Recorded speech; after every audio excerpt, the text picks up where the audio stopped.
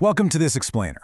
Today we're diving into a genuinely profound spiritual teaching, breaking down an insightful overview by Sir Ata-ul-Hassan. We're going to look at the immense, honestly almost incomprehensible value of caring for orphans in the Islamic tradition. We'll explore exactly what the responsibilities are, the absolutely breathtaking rewards, and how you can practically apply these teachings in your own life, starting right now. So let's get right into it.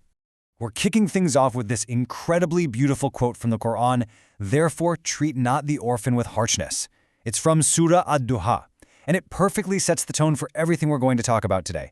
This isn't just a nice suggestion, right? It's a direct, undeniable command. It basically establishes that our baseline interaction with vulnerable children absolutely must be rooted in gentleness and care.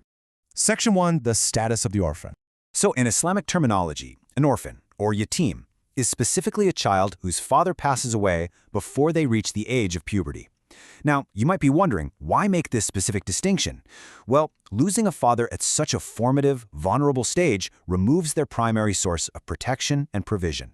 It's like having your safety net completely pulled out from under you. And that highlights exactly why they are the most deserving of our love, our educational guidance, and our financial support.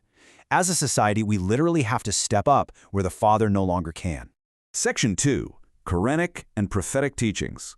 The Quran repeatedly demands active protection of their rights and assets. We're talking way beyond just offering some sympathetic words here. You are commanded to protect their wealth, making absolutely sure no one takes advantage of their vulnerable state. You are commanded to treat them with absolute justice, and you're required to provide practical, hands-on support.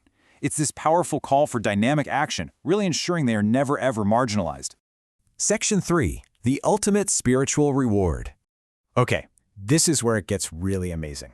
There's a famous hadith from Sahih Bukhari where the Prophet Muhammad, peace be upon him, literally placed his index and middle fingers together side by side and said, "I and the person who looks after an orphan and provides for him will be in paradise like this." I mean, just look at your own two fingers right now. That is exactly how close a sponsor will be to the Prophet in the highest levels of paradise. Stepping in to provide food, clothing, education, or shelter for a fatherless child elevates a completely normal person to this incredibly elite spiritual status. It's just massive. But let's bring this back down to reality for a second.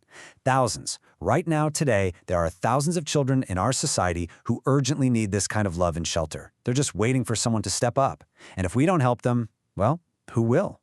Which brings us to the big question. How can we, in our normal, everyday lives, actually make a real difference? Section 4. Practical ways to help. You might be thinking that true sponsorship, kafala, requires immense wealth. Actually, scratch that. It simply isn't true. Even if you aren't rich, you have so much to give. A simple loving gesture, like just an affectionate pat on the head, is recognized and rewarded by God.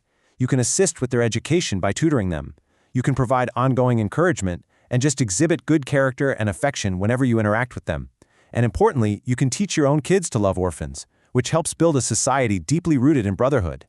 Literally every single person watching this has the capacity to do at least one of these things today.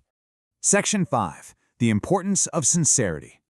Now, in our modern age, we see a pretty sharp contrast in intentions. On one hand, you have actions done for worldly fame or social media clout, that's known as Riyah, and on the other, you have actions done purely for the pleasure of Allah, known as Ikhlas. Listen, caring for an orphan shouldn't be a photo op. Filming yourself handing a vulnerable child a plate of food just to get likes, that diminishes the act entirely, because the teaching is crystal clear. Even the smallest, most hidden act done with pure sincerity, true ikhlas, is incredibly massive in the eyes of Allah. It's the quiet, sincere support that holds the absolute most transformative power. Section 6. Support and share the message. So, here is your roadmap for taking action. First, pledge to support at least one orphan's education, food, or clothing within whatever your financial capacity is. Second, apply these teachings in your daily interactions. Be that person who naturally shows affection and guidance to the fatherless children in your community. And third, share this knowledge to inspire others. By following these steps, you are literally laying the groundwork for your own salvation and spreading authentic, life-changing teachings.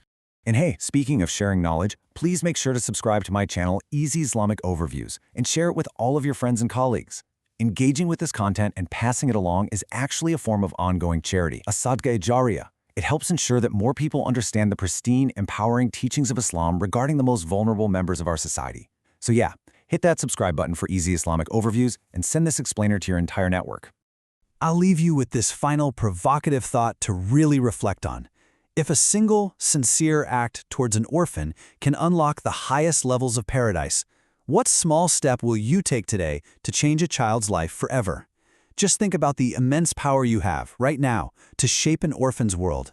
Thank you so much for joining me for this explainer, and I'll catch you next time.